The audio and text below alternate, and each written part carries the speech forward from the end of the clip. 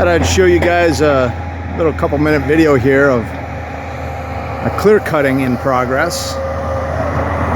So they've started clear cutting this woods here. They've clear cut across the street. I'll take you over there in a second.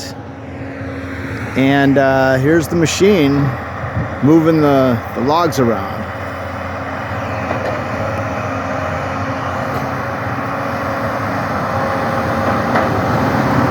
So they've hauled all the logs over.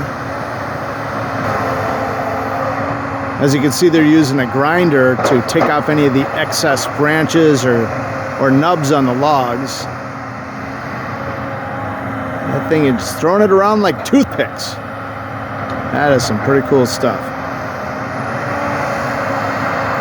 So we don't have as much clear cutting down here in South Carolina as they do up in Oregon.